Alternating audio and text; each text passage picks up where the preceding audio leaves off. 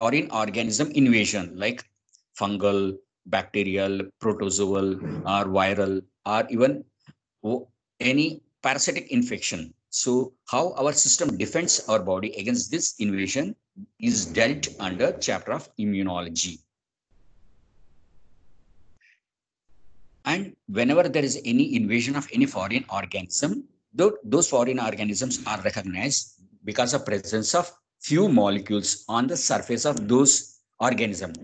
Those molecules which are present on a foreign organism are called antigen or immunogen. And this antigen stimulates to produce a type of glycoprotein by name antibody in our body. So once this antibody is produced, it acts against antigen and tries to neutralize that antigen. It will try to neutralize foreign organism by engulfing it.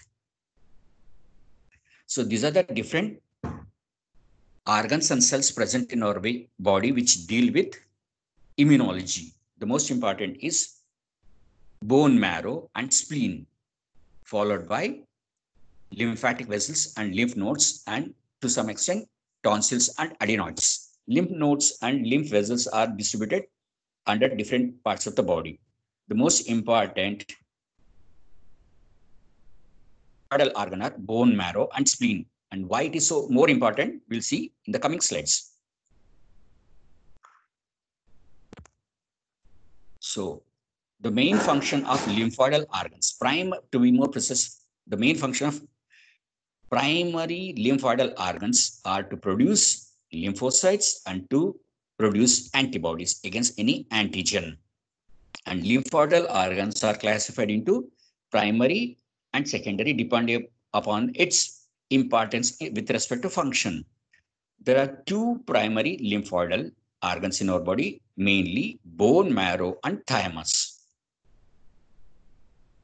Function of bone marrow is to produce antibodies later on, but it produces hematopoietic cells by name B cells. B stands for bone marrow and T stands for thymus.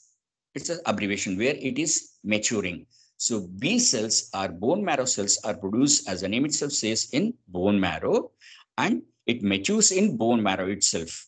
And bone marrow also produces a type of immature T cells are called prothymus cell. And these prothymus cells from bone marrow migrate to thymus. We'll study in detail little later on. So as I said just now, there are two primary lymphoidal organs, namely bone marrow and thymus. Bone marrow primarily produces B cells and matures and helps in the maturation of B cells inside the bone marrow itself.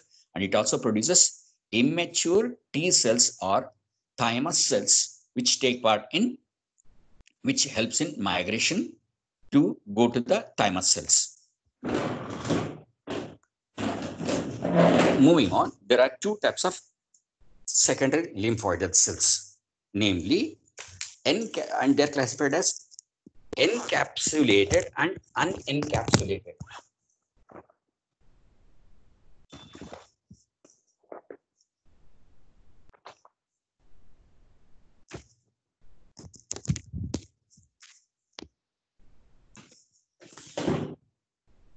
Encapsulated means it is present inside the capsule, namely lymph nodes and spleen.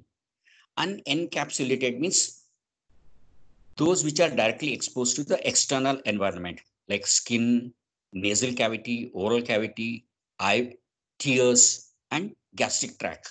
And they are called unencapsulated or MALT, M-A-L-T, which stands for mucosoidal associated lymph tissue. I repeat once again, there are two types of secondary lymphoids, which are called encapsulated, in which the cells are present within the capsules of lymph nodes and spleen, and unencapsulated means that is which is exposed to skin or nasal cavity, oral cavity, gastric tract, and tears. And those are called MALT, which stands for mucosal associated lymphoidal tissue.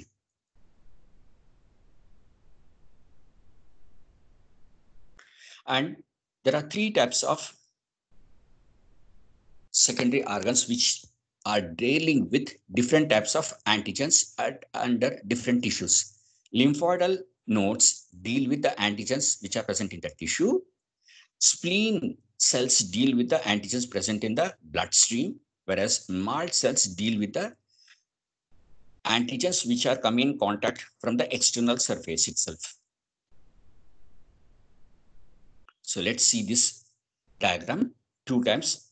So this diagram depicts how bone marrow cells produces B lymphocytes, and these B lymphocytes mature inside the bone marrow itself, and they go to either encapsulated lymphoidal organ or unencapsulated lymphoidal organ, and there they can act through malt, spleen, or lymphoidal. As we saw just now, if B cells are present in the lymph nodes, they deal with the antigens present in the tissue.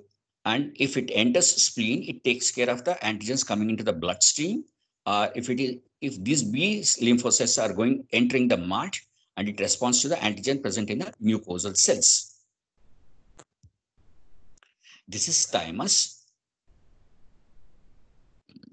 Let's see a little more detail about the bone marrow, how it takes place, how it takes part in immunity. By a process called hemopoiesis, bone marrow produces different types of immune cells. And these cells, primarily B lymphocytes, are produced in the bone marrow.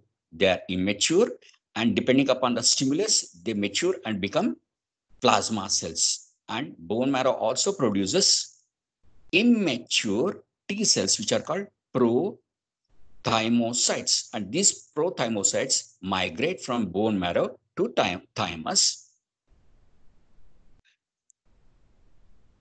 So bone marrow produces B lymphocytes, natural killer cells, and three types of granulocytes, namely neutrophils, eosinophils, and basophils. And also, as I said just now, it also produces immature thymocytes or prothymocytes. Main function of thymus is to receive prothymocytes, which is coming from bone marrow, and it helps in maturation of T cells and convert these T cells into any of the three types of T cells. And during this process, thymus has got capacity to distinguish whether these thymus cells are to be spared for the cell function or it should be destroyed. And this destruction of thymus cells are T cells which are useless to the body, by a process called apoptosis, they are killed. So those which are retained are called spared. How does it distinguish? So thymus cells, if can recognize self and non-self cells, and they'll be spared, and that will be used for further reaction. And if these thymus cells are unable to recognize our own cells, it may lead to autoimmune response. That means useless T cells or dangerous T cells can act on our own system, and it can start attacking. We'll be dealing with autoimmune functions and autoimmune mechanism later on in the same chapter. So those which are dangerous to cells, dangerous to our body with respect to immune system, they are undergoing elimination by a process called apoptosis.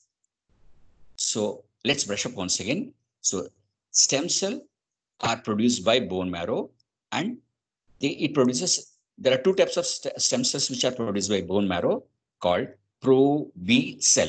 We'll deal with pro-B cell right now, and then we'll come back to pro-T cell later in little later.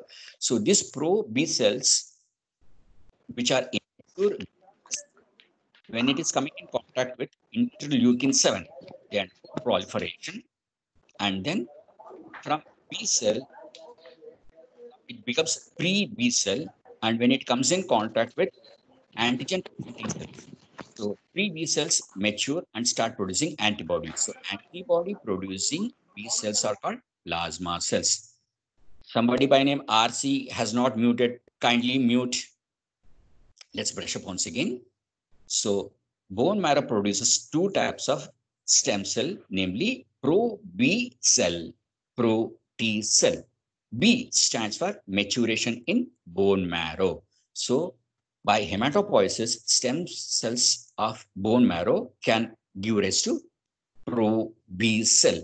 This pro-B cell, when it is exposed to interleukin 7, I'll explain interleukin 7 in the next class. So when it is exposed to chemical by name interleukin 7, pro-B cell undergoes proliferation and gets converted from pro-B cell to pre-B cell. And when this pre-B cell is exposed to ACP, APC, antigen presenting cell, pre-B cell gets converted, matured into plasma cells. So these plasma cells start producing antibodies. So as you know, there are 5 types of antibodies. IgA, which has got heavy chain alpha. Then IgG, which has got heavy chain gamma.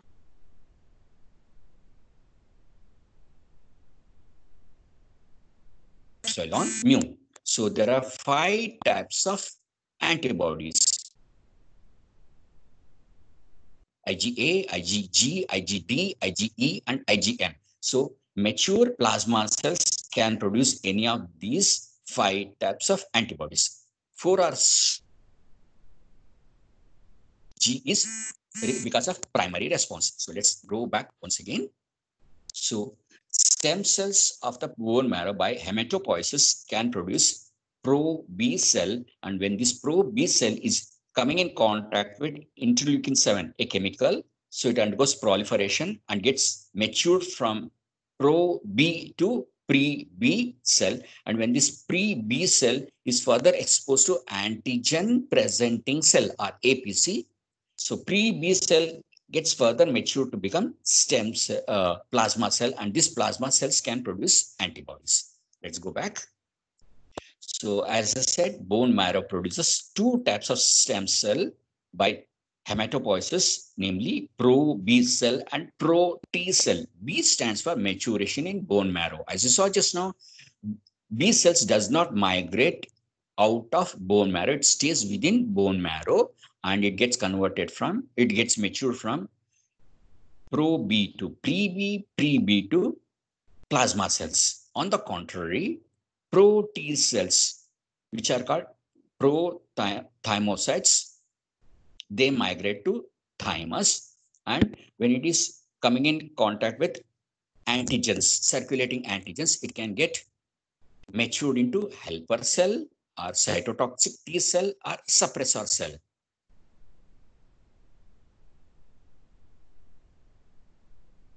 We'll come back to those points later on. Let's deal with the different organs which are taking part in immunology. So spleen is considered to be immunological filter. Spleen and lymph node are considered to be immunological filter, and it is composed of both B cells and T cells, and 2 types of APC, antigen presenting cells. 2 types of antigen presenting cells are macrophages and dendritic cells. So these 2 macrophagic cells and dendritic cells, they as the name itself says, they are antigen presenting cells, and they directly present antigens to either B cells or T cells. And it has got NK cells, which stands for natural killer cells, and spleen also has got RBCs. As you know, spleen is considered to be graveyard of RBCs. So let's see what are the different types of cells which are present in spleen. 2 types of B cells,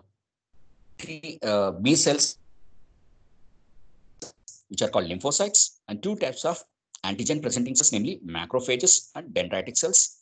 Natural killer cells we'll study later on, and RBCs. So these are the different cells present in spleen.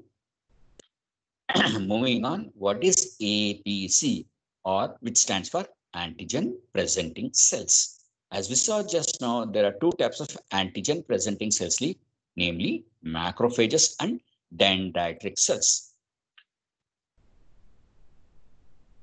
So depending upon the immune stimulus, macrophages and dendritic cells, when it comes in contact with any antigen, it processes those antigens, cleaves it, and attaches those cleaved antigen on its surface, on its own cell surface. That's why macrophages and dendritic cells are called APC are antigen presenting cells. And these APCs, they can present foreign organism antigens either to B cells or T cells depending upon the situation.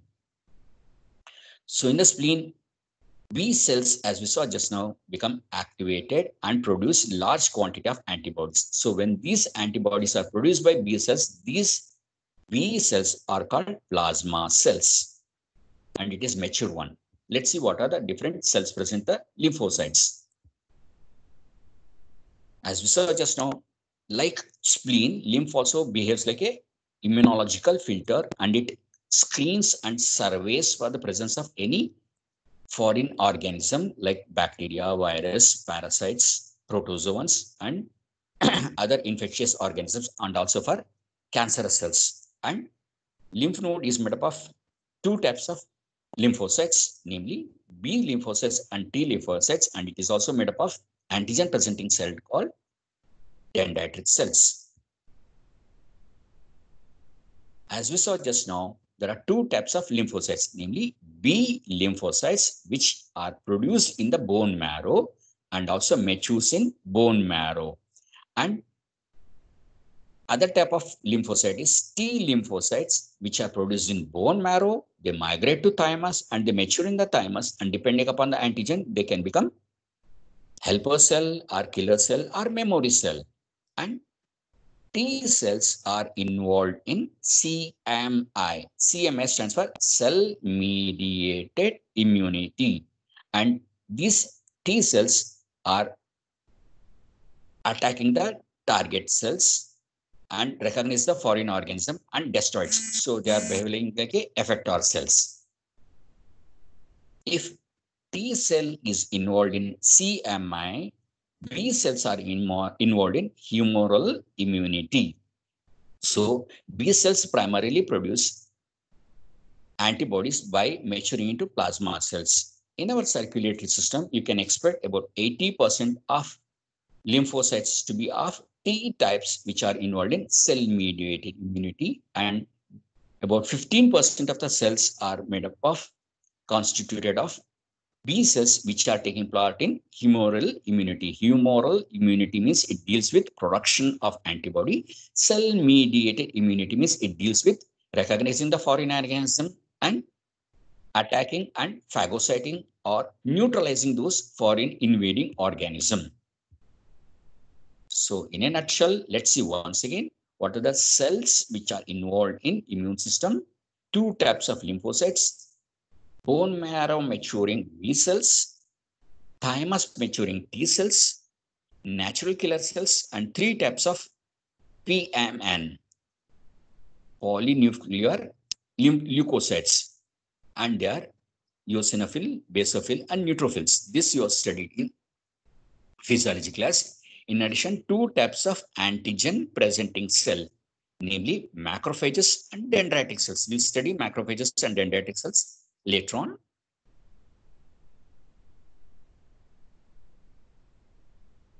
So lymphocytes are nothing but white blood main type of immune cells. They are made up of they are made within the bone marrow, and they are migrating in the lymph, and some of the immune cells mature in bone marrow, then they are called B lymphocytes, are simply called B cells, and those mature in thymus are called T lymphocytes or T cells. So T cell is a type of lymphocyte which develops within the thymus and matures within the thymus and plays a major role in what type of immunity? Cell-mediated immunity. So T cells can distinguish from other lymphocytes by the presence of T cell receptor on its cell surface. So if a cell which has produced in bone marrow and migrate to thymus, mature within the thymus, and if it has got a T cell receptor, then those cells are called T lymphocytes, or simply called T cells. I hope you are understanding. Now come back to T cells. What are the different subsets of T lymphocytes? Depending upon its function, they are classified into CD4, CD8, and suppressor cells. CD4 proteins are present on a type of T cells called helper cells. As the name itself says, helper cells help in recognizing the antigens of the foreign organisms. And they are simply called helper T cells or CD4 protein containing cells or helper cells. And second type of T cell is called cytotoxic cells. Cytotoxic means they can kill cells. Since it has got CD8 protein on its surface, it's also called killer cells or cytotoxic T cells are CD8 cell. And third type of C cell, which is produced in bone marrow, maturing in thymus, is called suppressor T cell. We'll see these three cells in the coming classes. So NK or natural killer cells, often they are known as NK cells, are similar to what we saw just now. CD8 or killer cells are cytotoxic C cell. They can recognize and destroy foreign organism, or even if there is any cancerous cells, and to some extent, even it can recognize any foreign organism invading our cells and destroy it. So they are called NK cells are natural killer cells. What are the different types of B cells and its function? The major function of B lymphocyte is to produce antibodies. So it takes part in humoral immunity or production of antibodies. And when and how it is produced? Whenever exposed to foreign organism like protozoa or parasites or bacteria or virus, depending upon the type of antigen or invading organism, B cell recognizes those foreign organisms and destroy it and produce antibody. And it can neutralize those foreign antigens. So B cells takes part in humoral immunity, whereas T cells take part in cell-mediated immunity. As you know, there are three types of PMN, polymorphonuclear leukocytes. They are nothing but white blood cells, and depending upon the staining, they are called neutrophils, eosinophils, and basophils. You have studied more detailedly in physiology, hematology class. And main function of PMN leukocytes is to bring about removal of foreign organisms like parasites and bacteria and viruses. What's the difference between macrophage and dendritic cells? So monocytes, which are a type of white blood cells, they can become and mature into macrophages. So when the monocytes move from circulation into the tissue, and when it is coming in contact with any foreign organism or any invading organism, it swells in size, increases in diameter, and gets changed into macrophages. So macrophages are nothing but proliferated and influenced by our foreign organisms. They are nothing but monocytes. And along with dendritic cells, macrophages take part in APC or antigen presenting cells. These APCs will study under different SLO in the coming classes. How does a macrophage differ from dendritic cells? So dendritic cells are the one which is produced within the bone marrow, and its main function is to present the antigens to the B cells or T cells and Nantarya. They are present in extra whenever these dendritic cells come in contact with any external organism, they attack and kill. And as we saw just now, we'll go back to the previous slide. Macrophages are nothing but stimulated monocytes, and they are present. They migrate from circulation to the tissue, and they get converted to macrophages. Whereas dendritic cells, they are present in the MALT. Please recollect MALT, MALT, which is nothing but those unencapsulated lymphoidal cells which has got exposure to external surface like skin or oral cavity or GAT, vaginal secretions or nasal cavity or tears. So dendritic cells are also similar to macrophages. They take part in APC or antigen presentation, and dendritic cells are directly coming in contact with the external environment like skin, nose, lungs, stomach, intestine, so on. Whereas macrophages, they come into circulation. Both take part in APC or antigen presentation cells. So this shows in detail, in a nutshell, how and what are the different cells which are involved in immunology. So lymphocytes, which are produced as a hematopoiesis in the bone marrow, they can take part in antibody mediated immunity, which is called humoral immunity, and cell mediated immunity, or CMI. Antibody mediated immunity is through B cells, and these B cells are produced in the bone marrow. They mature within the bone marrow, and when these when these B cells come in contact with interleukins and antigen presenting cells, they recognize the antigens and they proliferate or increase in size and diameter. And once they increase in diameter, they start cloning. They start producing their own cells by a process called replication, and gets converted into plasma cells. And these plasma cells start releasing antibody, or they can store this antigen structure, molecular structure within the B cells, other type of B cells called B memory cells. So whenever there is a secondary infection or once more exposure of these antigens to our system, memory cells recognizes that previously there was an attack of this particular antigen to our system. So it's start releasing more and more antibodies, and it is faster. So secondary response is faster. So this is with respect to humoral immunity. Moving on, second type of lymphocytes which are produced in the bone marrow is called T lymphocytes are prothrombocytes. These prothrombocytes, they migrate from bone marrow to thymus. In the thymus, depending upon the exposure to the antigen, they proliferate and mature into any of the three types of T cells. And T cells, as we saw just now, is involved in CMI, cell-mediated immunity. And as and when it is coming in contact with any foreign organism, and they can get converted into macrophages, and with the help of helper T cells, they can produce interleukins. We'll study interleukins and lymphokines under chemicals later on. So they can either secrete lymphokines, cytokines, or interleukins, and then bring about phagocytosis and killing of those foreign invading organisms. So in an outlook, we can see there are two types of lymphocytes produced in our body, B lymphocytes and T lymphocytes. Both B and T lymphocytes by hematopoiesis are produced within the bone marrow. B cells mature in bone marrow.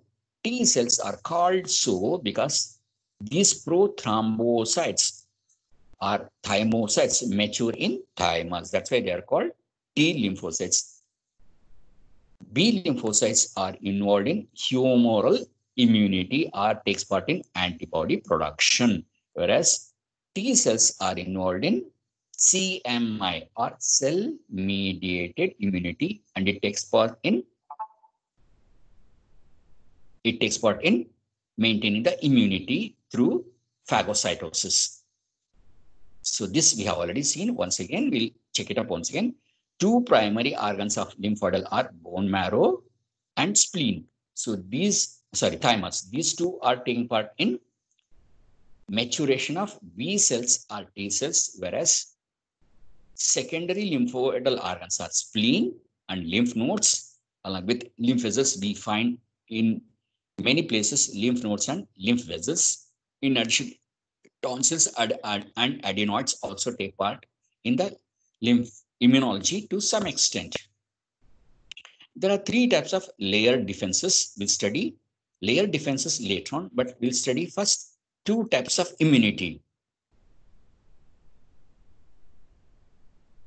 So in our system, we have got three layers immunity. The first layer is the physical barrier.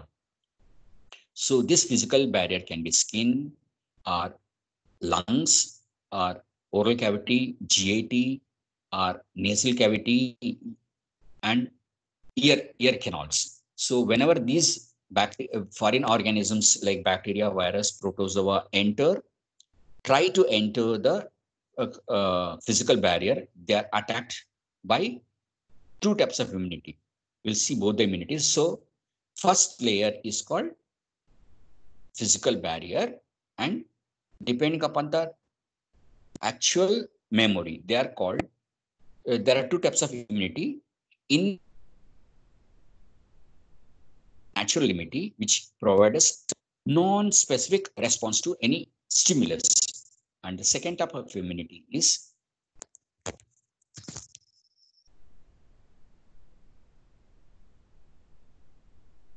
so innate immunity is non-specific because it can attack any organism and it doesn't have any memory. Whereas second type of immunity, which is called adaptive immunity, it is more specific, it has got memory, and it acts specifically to a particular type of organism.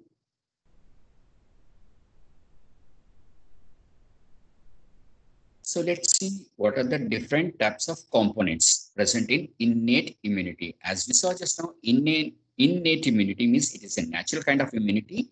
It is not against any particular, so it is non-specific. So innate immunity can be in the form of any physical barrier. Again, innate immunity has got two types of components, humoral and cellular mediated. Humoral means it can be some chemicals or it can be some antibodies. So lysozymes present in tears and saliva, they can kill any organisms. So this is broad specific, non-specific. That's why it's called innate immunity. Or defenses, chemicals and peptides called defenses present on the cell and mucosal surfaces. They can kill any pathogens. And proteins present in the complement system. Complement system is SLO number 2 of this chapter. We'll discuss that one later on. Or MVL, mannose binding lectins. So they can neutralize any pathogenic organisms. Or inflammatory substances like CRP, C-reactive protein. So if there is any foreign organism invasion, humorally, it can attack and undergo inflammation. So inflammation sends a message to cells, body cells, that there is a invasion. So please come and defend. And last humoral component of our innate immunity is surfactants present in the lungs. This also you have studied in anatomy. Cellular components of innate immunity are phagocytic cells. Phagocytotic cells are those cells which can neutralize and kill those foreign organisms, mainly macrophages and neutrophils.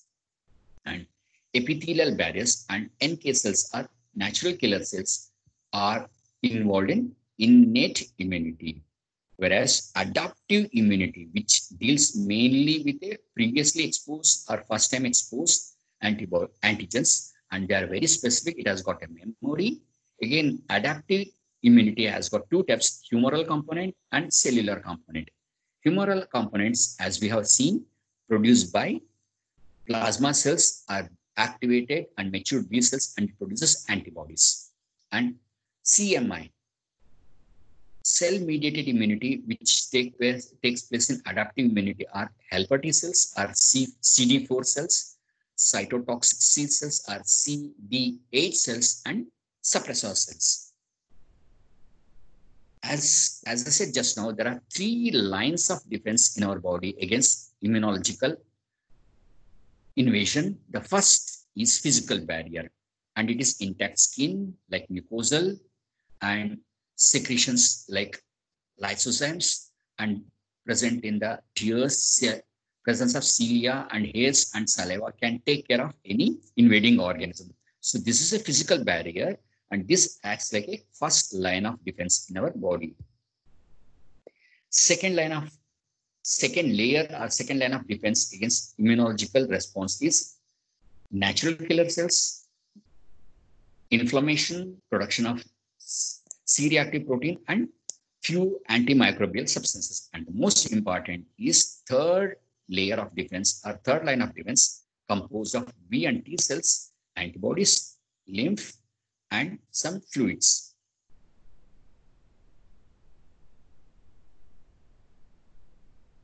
So overall, we can see first line of defense or first layer of defense is constituted of skin, chemicals present in our sweating, sebum, which is nothing but a skin oil, saliva, which consists of lacrimal, which consists of lysozymes, and tears, which consists of uh, again lysozymes, and hairs and cilia present in nostrils and mucosals. They can take care of lung and respiratory systems. Coming to some of the chemicals, this can come short question. What are in water? Cell signaling. Cytokine are those chemicals which are acting as a cell signal, and they stimulate other cells to come and attack the foreign organisms. So these are expressed by WBCs, and majority of these interleukins are produced by helper T cells and lymphocyte epithelial cells. Altogether, we have identified about 20 different types of interleukins, and they secrete interleukin 1, which promote further growth and reproduction of specific lymphocytes.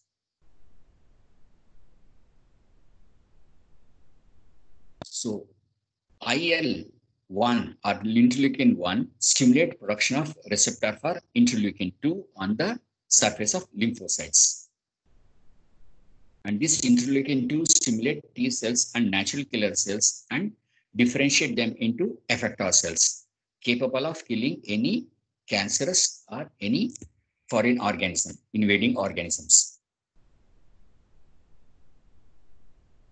So this is the diagram which shows target cancerous cells can be attacked by natural killer cells or NK cells or activated T cells, which can work through cell-mediated immunity or ADCC, which stands for antibody-dependent cell-mediated cytolysis. It can bring about lysis of that cancerous cells, or lymphokine-activated killer cells, or LAK, which can recognize the target cancerous cell and destroy it, or macrophages. And these macrophages can engulf the cancerous cells or bacterial cells.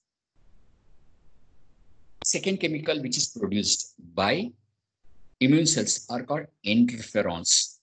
And previously they were released, it was noticed that interferons are released by viral infected cells, and it inhibits the other cells and it protects the other cells from hosting those viruses. So main function of interferons is to send a signal to the other cells so that we are infected, so be defensive and don't allow this virus to enter our cells. So they modulate different cell differentiation and inhibit even expression of any cancer producing cells, genes. There are different types of interferons, and they are labeled as alpha, beta, gamma, depending upon their sequence of identification. Mostly interferons are proteins in nature, and there is released by the cells in response to presence of, previously it was identified in viruses, but now interferons are seen present, is seen that it is released as and when there is detection of pathogens or any invading organism or any tumor cells. And what we are dealing is called interferons. They are called interferons because they have got ability to interfere with the viral replication within the host cells. So these interferons are produced basically from the cells which are already infected with viruses, and they send a message, signal to other cells that be alert that there is infection of viruses. So be on immune cells such as NK cells or natural killer cells or macrophages, which are nothing but antigen presenting cells, and they increase the ability to protect the uninfected host cells. And main function previously which was seen was resisting infection of new cells, but now it is seen that it is interferons are produced by even pathogen infected or tumor cells also. So let's see other chemical compounds which are secreted by the immune cells. They are present in the blood. They can destroy foreign organisms, invading organisms, and they are present in skin, respiratory system, and secrete antibiotic by microbial peptides, like we have seen lacrimal secretions and lysozymes, defensins, so on. And they can even release phospholipase A2, and this can attack and kill invading organisms. So in addition, stomach gastric juices also takes place in protections. In addition, lung surfactant is also a component of innate humoral or natural immunity and provides protection against any inhaled microorganisms.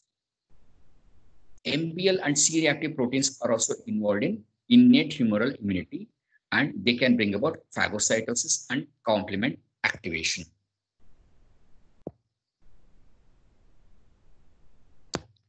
So in a nutshell, we have seen that when an antigen presenting cells present an antigen to B cells, they can get stimulated and they can proliferate and produce antibodies, and these antibodies go and neutralize the foreign organism, or they can also bring about neutralization or phagocytosis by recruiting T cells. As you know, T cells are nothing but thymus cells, thymus maturing lymphocytes, which are produced in the bone marrow but migrate and mature in the T cells.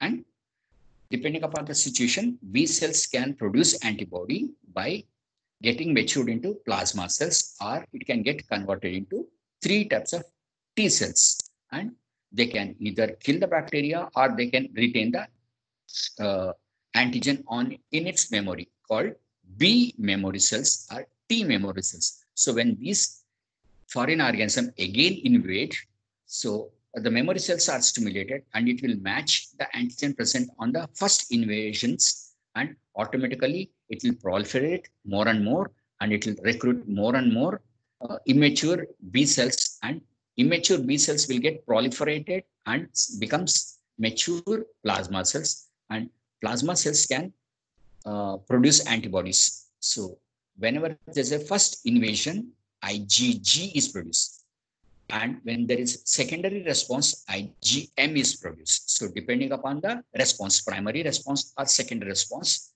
the stimulus is faster. It takes more time for primary response to act on the foreign organism, and once it is, this antigen structure is stored in the B memory cell or T memory cell, automatically stimulus takes place and faster and more production of antibodies takes place. This is secondary response. So if antibodies binds to antigen present on the bacteria or parasites and act as a signal for pre-eminent leukocytes and or macrophages to engulf and kill the bacteria or invading organism. So this is the end of today's class of part 1 of immune chemistry. I hope you understood. If you got any doubts, please feel free to shoot your questions, and I'm very happy that you have patiently listened, and in the same way, we'll meet tomorrow at 12 o'clock. Thank you, dear students, for your patience listening, and this is the end of part 1 of chapter called immune chemistry, and there are altogether 11 different SLOs, and we have covered 3 SLOs and in a random order. SLO number 1, SLO, and the remaining classes will complete remaining 8 SLOs.